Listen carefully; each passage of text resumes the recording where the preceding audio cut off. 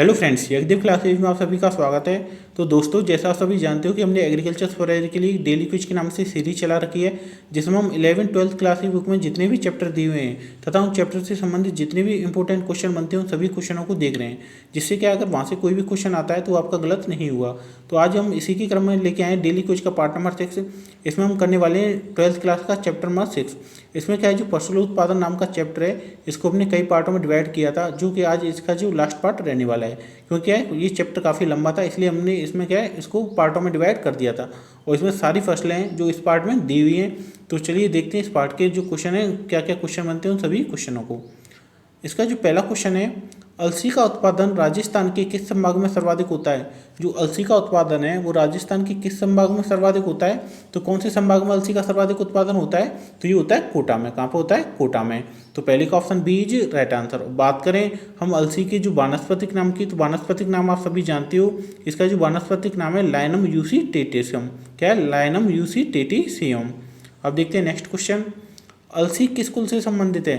जो अलसी है वो किस कुल से संबंधित है, तो ये लाइनेसी से। कौन से कुल से संबंधित है, लाइनेसी से। तो दो का option A is right answer. अब देखते हैं नेक्स्ट क्वेश्चन।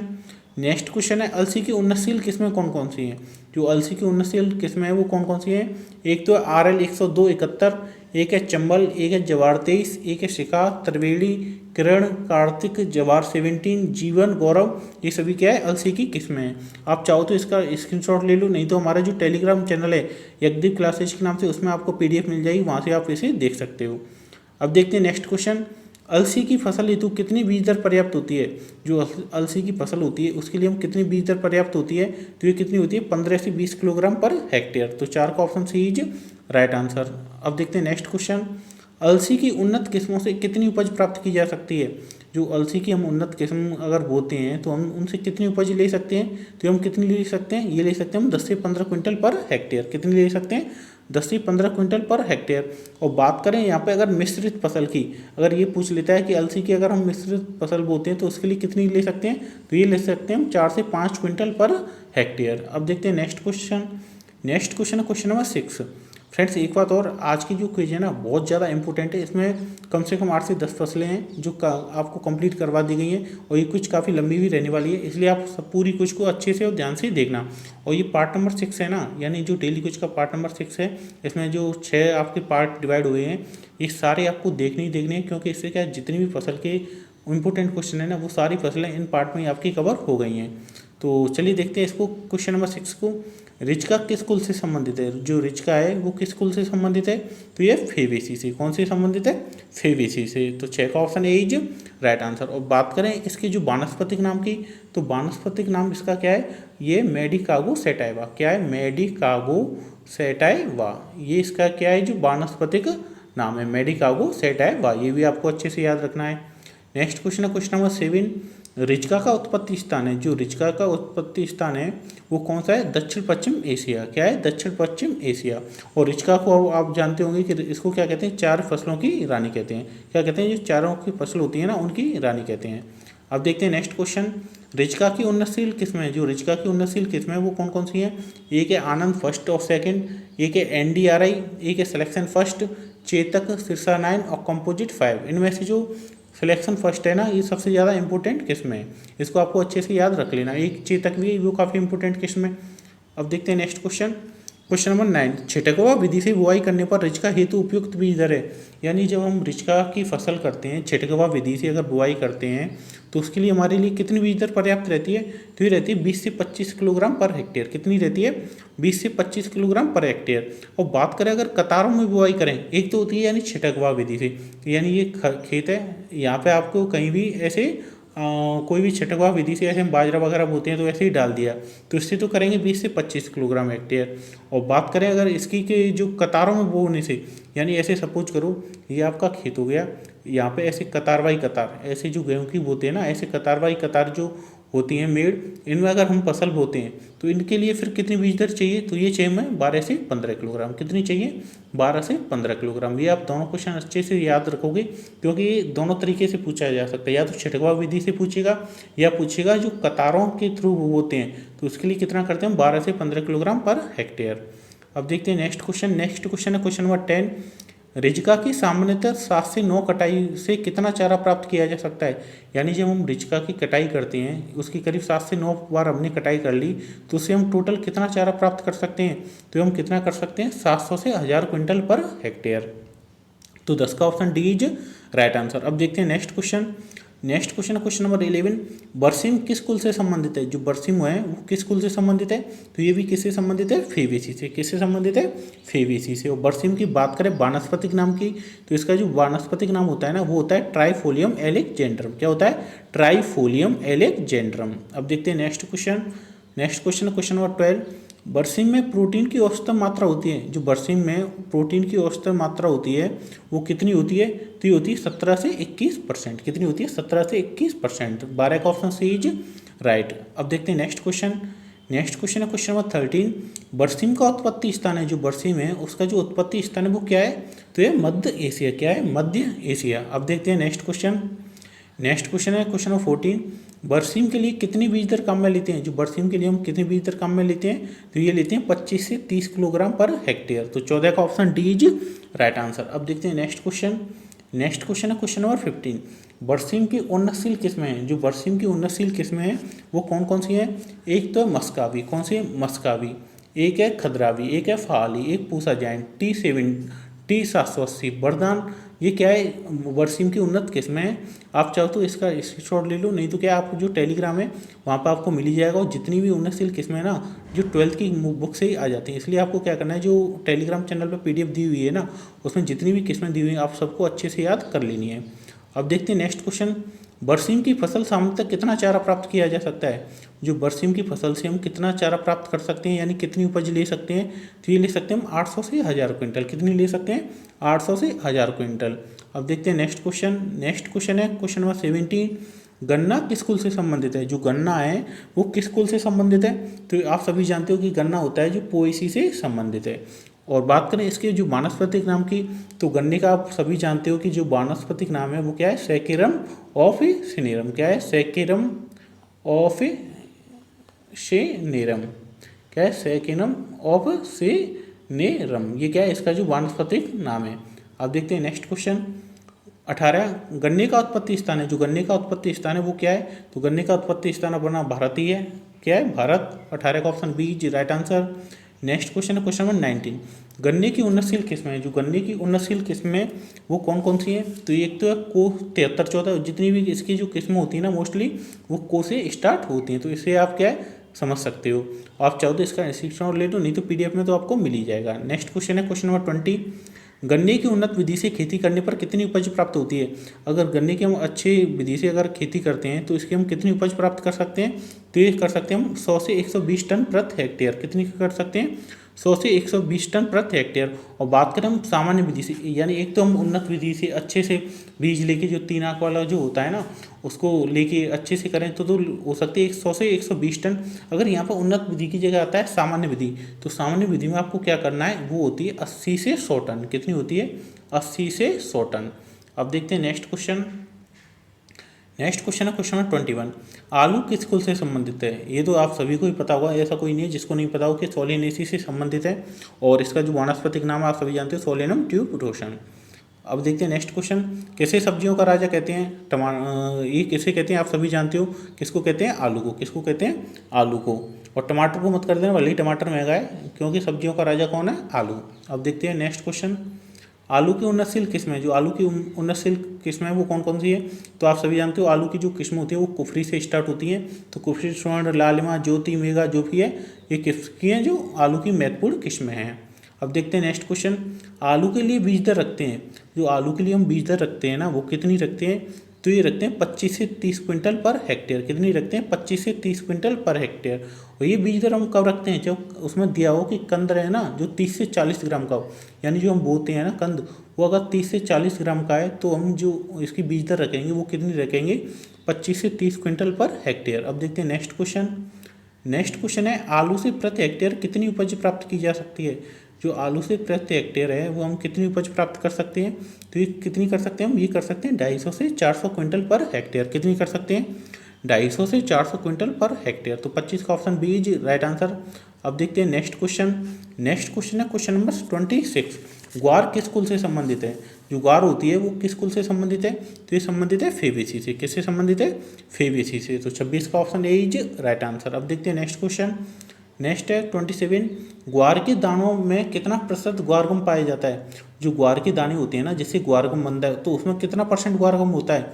तो ये कितना होता है? 30 से 35%। ये आप अच्छे से याद रखो कि 30 से 35% जो ग्वारगम पाया जाता है। जो ग्वार के दाने होते हैं उनमें कितना होता है? 30 से 35% ग्वारगम पाया जाता है। अब देखते हैं नेक्स्ट क्वेश्चन 28।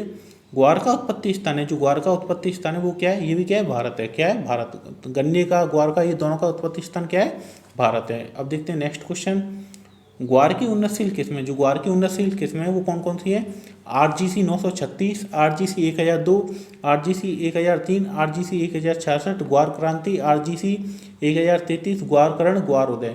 तो आपको ये याद रख लेना है। अब देखते हैं नेक्स्ट क्वेश्चन। ग्वार की फसल हेतु कितनी बीज दर पर्याप्त होती है?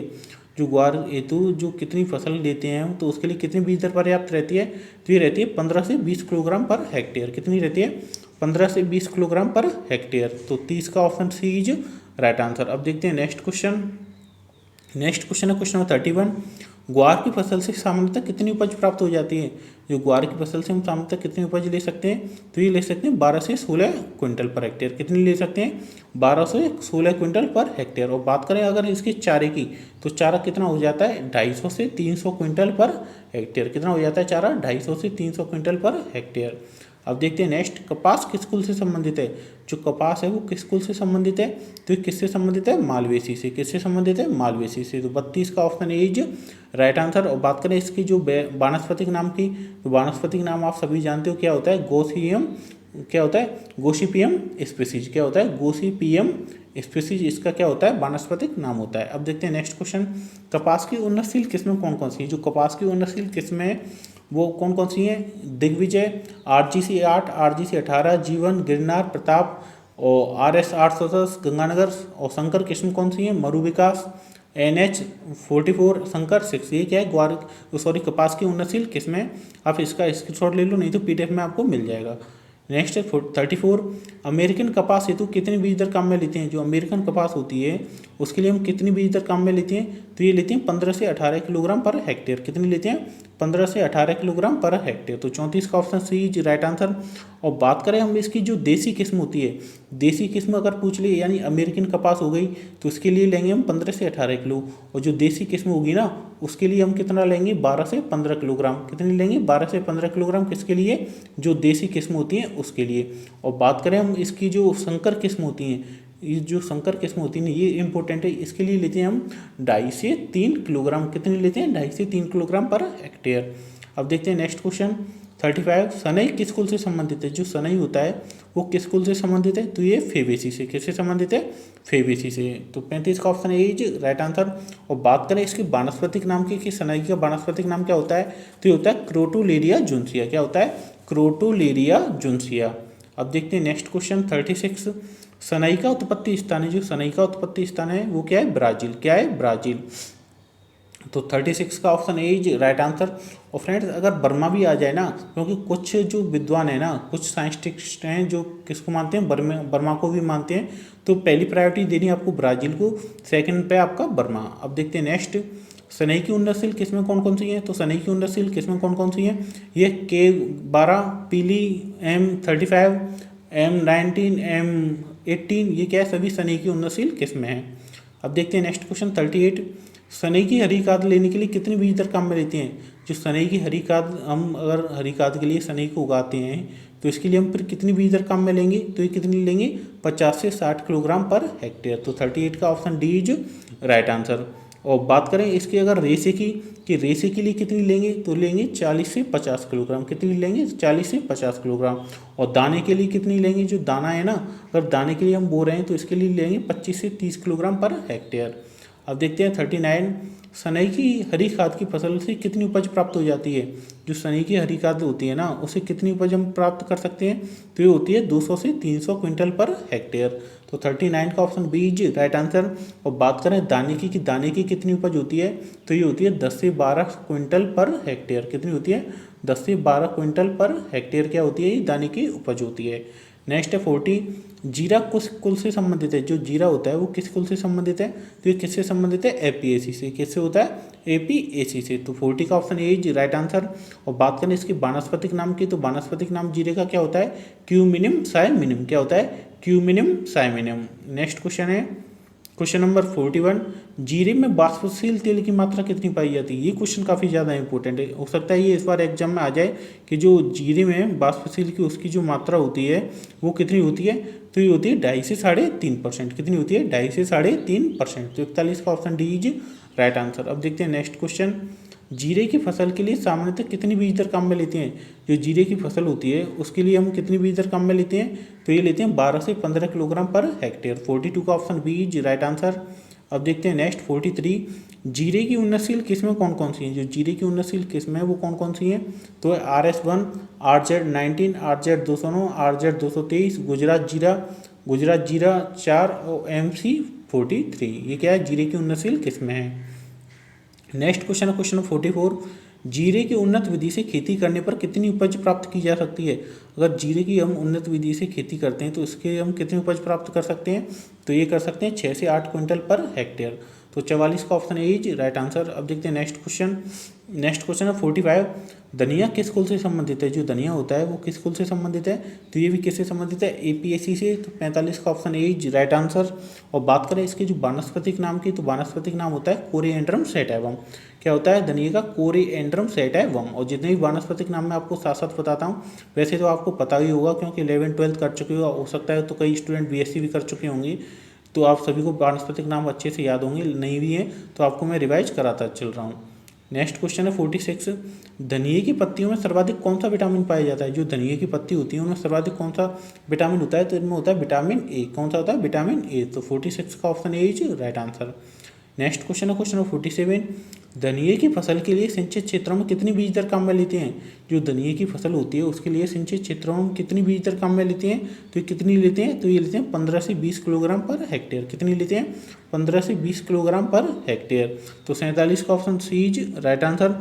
और बात करें अगर यहाँ पे सिंचित क्षेत्रों की जगह पूछ ले असिंचित क्षेत्र, कौन सी पूछ ले, जो असिंचित क्षेत्र होते हैं उनके लिए हम कितनी लेंगे, तो उनके लिए हम कितनी लेंगे, 25 से 30 किलोग्राम। कितनी लेंगे, 25 से 30 किलोग्राम। अब देखते हैं नेक्स्ट क्वेश्चन है क्वेश्चन 48, धनिये की उन्नतशील किस्में हैं। जो धनिये की उन्नतशील किस्में हैं वो कौन कौन सी हैं, तो धनिये की उन्नतशील किस्में हैं इसाट सुगंध, RCR 41, कुम्भराज, RCR 435, RCR 436, 446, GC, पंथ हरितमा, सिंपू। ये सभी क्या है, जो धनिये की उन्नतशील किस्में हैं। आप इसका स्क्रीनशॉट ले लो, नहीं तो PDF में आप मिल जाएगा। नेक्स्ट 49, धनिये की सिंचित क्षेत्रों में कितनी उपज प्राप्त हो जाती है। जो धनिये की सिंचित क्षेत्रों में जो उपज होती है वो कितनी प्राप्त हो जाती है, तो ये हो सकती है 15 से 20 क्विंटल पर हेक्टेयर। कितनी होती है, 15 से 20 क्विंटल पर हेक्टेयर। और बात करें असिंचित क्षेत्र, तो असिंचित क्षेत्र यानी पश्चिमी राजस्थान अगर वहाँ करें तो 6 से 8 क्विंटल पर हेक्टेयर। अब देखते हैं नेक्स्ट 50, मेथी किस कुल से संबंधित है। जो मेथी होती है वो किस कुल से संबंधित है, तो मेथी किससे संबंधित है, फेबेसी से। किससे संबंधित है, फेबेसी से। तो 50 का option A is right answer. और बात करें इसके जो वानस्पतिक नाम की, तो मेथी का वानस्पतिक नाम होता है ट्राइगोनेला फोइनम ग्रेकम। क्या होता है, ट्राइगोनेला फोइनम ग्रेकम। अब देखते हैं नेक्स्ट 51, मेथी की उन्नतशील किस्में। तो मेथी की उन्नतशील किस्में कौन कौन सी हैं, तो आप सभी जानते हो कि मेथी दो प्रकार की होती है। एक तो साधारण मेथी, तो साधारण मेथी का वानस्पतिक नाम होता है ट्राइगोनेला फोइनम ग्रेकम। और कसूरी मेथी का होता है ट्राइगोनेला कार्निकुलाटा। और इसकी बात करें हम के किस्मों की, तो कौन कौन सी हैं, RMT फर्स्ट, RMT 143, कोई का आप याद रखना, ये ऐसा नहीं है कि गन्ने को आप लगा दो, तो कोई किसके, ये मेथी की। एक राजेंद्र क्रांति, गुजरात मेथी 2 और इसार सोनाली। अब देखते हैं नेक्स्ट 52, मेथी की फसल के लिए कितनी बीज दर काम में लेते हैं। जो मेथी की फसल के लिए हम बीज दर काम में लेते हैं, ये कितनी लेते हैं, तो ये लेते हैं 20 से 25 किलोग्राम पर हेक्टेयर। कितनी लेते हैं, 20 से 25 किलोग्राम पर हेक्टेयर। और बात करें एक कसूरी मेथी, जो कसूरी मेथी होती है ना, ये सबसे ज़्यादा इंपॉर्टेंट है। जो कसूरी मेथी के लिए अगर पूछ ले तो ये कितनी लेते हैं, ये लेते हैं हम 10 किलोग्राम पर हेक्टेयर। अब देखते हैं नेक्स्ट क्वेश्चन 53, मेथी से प्रति हेक्टेयर कितने दाने की उपज प्राप्त हो जाती है। जो मेथी से प्रति हेक्टेयर कितने दाने की उपज प्राप्त हो जाती है, तो ये हो जाती है 15 से 20 क्विंटल पर हेक्टेयर। तो 53 का option C is right answer. अब देखते हैं नेक्स्ट सौंफ किस कुल से संबंधित है? जो सौंफ होती है वो किस कुल से संबंधित है? तो ये होती है एपिएसी से। तो 54 का option A is right answer. और बात करें इसके जो वानस्पतिक नाम की, तो वानस्पतिक नाम क्या होता है? फेनिकुलम वुल्गेर। क्या होता है? फेनिकुलम वुल्गेर। अब देखते हैं नेक्स्ट क्वेश्चन 55। सौंफ की उन्नतशील किस्में कौन कौन सी हैं? जो सौंफ की उन्नतशील किस्में हैं वो कौन कौन सी हैं? गुजरात सौंफ, RF 101, RF 125, RF 143, PF और कोयम्बटूर फर्स्ट। ये कितनी है जो सौंफ की उन्नतशील किस्में हैं? अब देखते हैं नेक्स्ट 56। सौंफ की सीधी बुवाई हेतु कितनी बीज दर काम में लेते हैं? जो सौंफ की सीधी अगर बुवाई करें हम तो इसके लिए कितनी बीज दर काम में लेंगे? तो कितनी लेंगे हम? 8 से 10 किलोग्राम पर हेक्टेयर। कितनी लेंगे? 8 से 10 किलोग्राम पर हेक्टेयर। और बात करें रोपड़ विधि से, क्योंकि सौंफ है ना दो प्रकार से बोई जाती है, एक तो सीधी बुवाई, एक बोते हम रोपड़ विधि से। कौन सी विधि से? रोपड़ विधि से। और ज़्यादातर क्वेश्चन इसी से आता है कि रोपड़ विधि से कितना काम में लेते हैं? ये लेते हैं 304 किलोग्राम पर हेक्टेयर। कितनी लेते हैं? 3 से 4 किलोग्राम पर हेक्टेयर। नेक्स्ट 57। सौंफ की खेती से कितनी उपज प्राप्त हो जाती है? जो सौंफ की खेती होती है उससे कितनी उपज प्राप्त हो जाती है? तो ये हो जाती है 15 से 20 क्विंटल पर हेक्टेयर। तो 57 का ऑप्शन सही इज राइट आंसर। अब देखते हैं नेक्स्ट क्वेश्चन। ये क्वेश्चन फ्रेंड्स आपके लिए, जिसका जवाब आपको कमेंट बॉक्स में देना है कि निम्न में से आलू की सुसुप्तावस्था को दूर करने के लिए कौन सा रसायन काम में लेते हैं? जो आलू की हम सुसुप्तावस्था दूर करते हैं ना, जिससे अंकुरण हो जाए, तो उसके लिए कौन सा रसायन काम में लेते हैं? तो जिसका जवाब आपको क्या करना है? कमेंट बॉक्स में देना है। तो फ्रेंड्स ये थी आज की क्विज और काफ़ी ज़्यादा इंपॉर्टेंट क्विज थी। अब मिले नेक्स्ट क्विज के साथ, जो कि फलोत्पादन, जो फसल उत्पादन तो हमने पढ़ लिया, अब करेंगे हम फल उत्पादन। तो उसके लिए हम मिलेंगे कल। तो जब तक के लिए फ्रेंड थैंक यू। जय हिंद, जय भारत।